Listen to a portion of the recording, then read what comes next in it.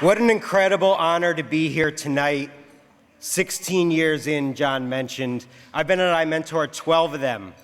And one of the greatest joys of this job is that I'm continually finding new things to love about our work, new sources of inspiration. And this year, as I've been meeting with our students and our mentors, I've been thinking a lot about what it means to have the opportunity to pursue your ambitions. And I've been thinking a lot about, I think it's providing that opportunity for young people is something that we maybe say too easy and think about with not enough rigor. It's the right and natural place for your mind to go when you meet our students. You're almost immediately enlisted in the question of how do you nurture all that potential until it becomes what it's supposed to become. What stands between potential and opportunity? Getting sucked into that question in all of its complexity and variance, that's the experience of being a mentor in our program. I want to share two stories tonight because I think these two stories might be at the heart of what makes our work so special. You can think of it as the mirror and the extra mile. Let's start with the mirror. For so many of our relationships, especially early on, the experience of being a mentor in our program is the experience of listening very carefully for what motivates your mentee, and then reflecting back a credible picture for what that could look like in the future. It's saying, here's your aspiration reflected in depth and detail, and I believe you deserve it, and I think you're gonna get it, and I'm gonna be there for the hundreds of things between here and there. And the reason this matters so much is for so many of our students, the first thing that stands between potential and opportunity is the knowledge that what you're working for determines how you work. And that's maybe most important for our students who are struggling the most in high school. Luis is a high school junior from the Bronx, and his aspiration is to play college baseball. It's a dream strengthened by the fact that he's actually an incredibly good ball player. When we meet Luis during his freshman year, almost none of his actions align with this vision of himself for the future. He's attending school about half the time. He gets kicked off the baseball team because of his grades. He barely gets out of the 9th grade. Luis's mentor is Dan, and when you ask Dan about it, the first thing that strikes you is the depth to which he's thinking about it. He's literally thought about this for 3 years now. And he knows baseball is the motivating aspiration for which to start, and he's trying to find the disconnect between what Luis wants and what he's doing to get it. The second thing that strikes you about Dan is that he's not just thinking about it. He's out there at Luis's baseball games. He's attending parent-teacher conferences, sometimes getting quizzical looks for how this Korean-American man's related to Luis.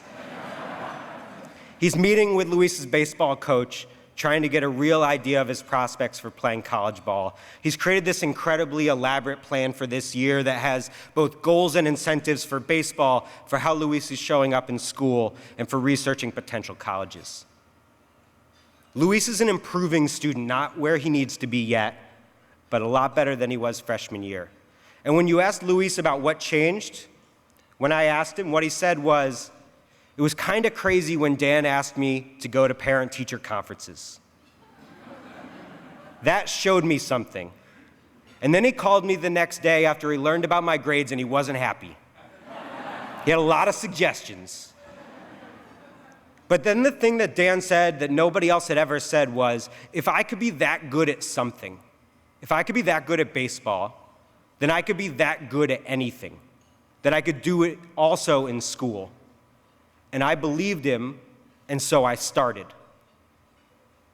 For so many of our students, what stands between potential and opportunity is a vision for the future that resonates.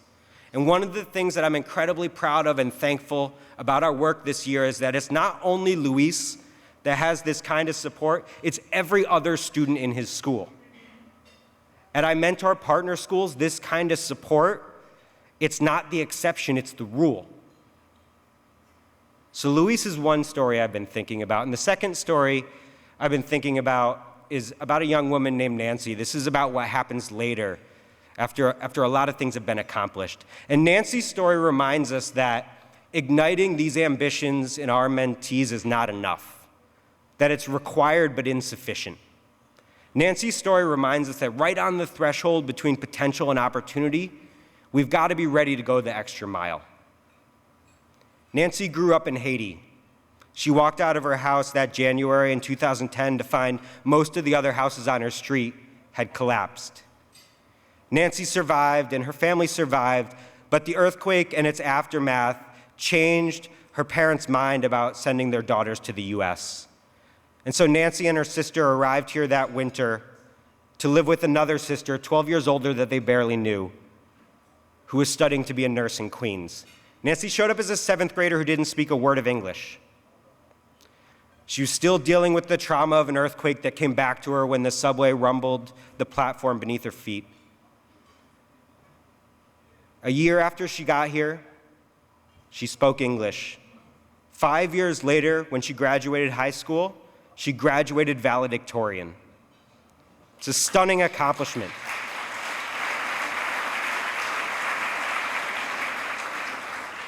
And when you ask Nancy how she pulled it off, you learn about this really fiery competitiveness, and you learn about this steady work ethic, and you learn about just this steadiness that kept her going.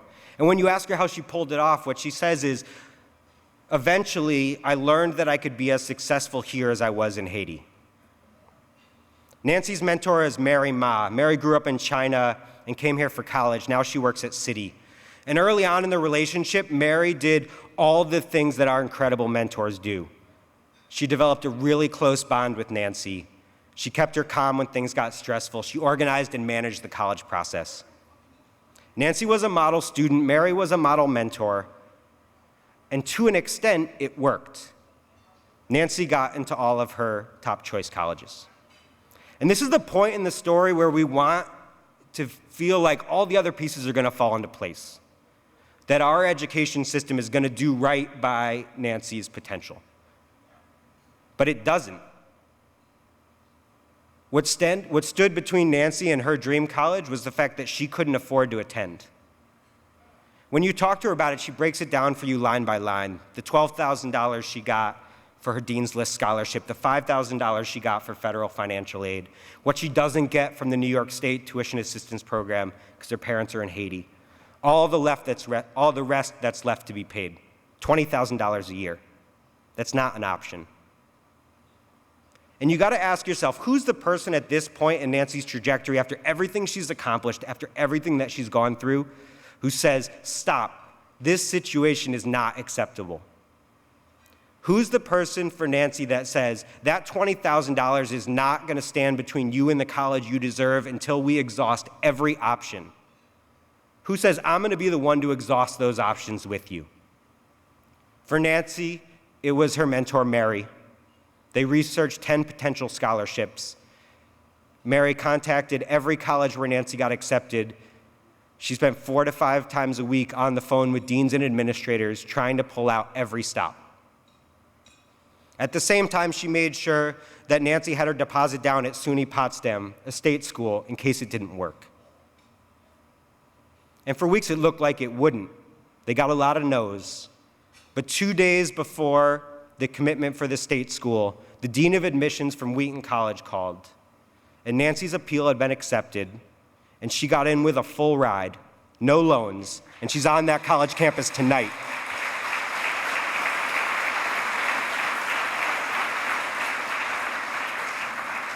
In a system where so much is weighted against our students, where Nancy worked so hard for that stack of college acceptance letters on her kitchen counter, the ability to go this extra mile is an important part about how her potential becomes what it's supposed to become.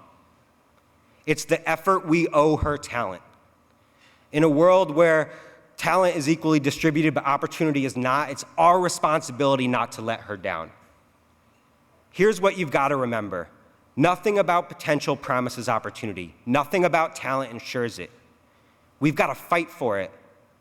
You got to fight for the young person who doesn't yet believe that the future they deserve is possible, and you got to fight for the young person who survived an earthquake and graduated valedictorian, but without this effort, her dream school is not going to happen.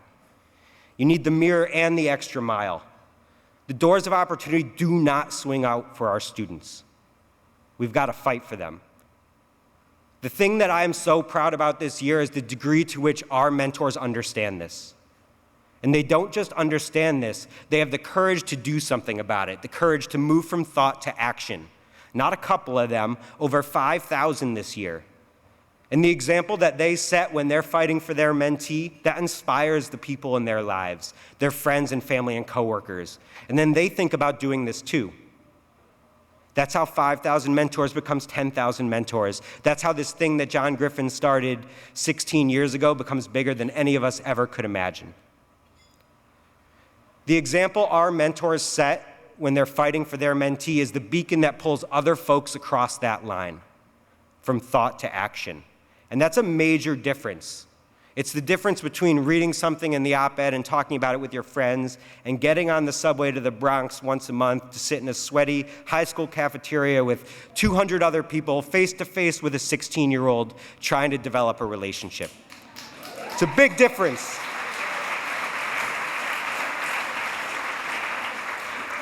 We get to tell these well-packaged stories at events like these, looking back at what's been accomplished, but right now, this year, we've got 5,500 people, week by week, month by month, out there fighting for their mentees with no praise, with uncertain outcomes, but there and ready for all the small moments that make all the difference. And for that, I'm incredibly proud.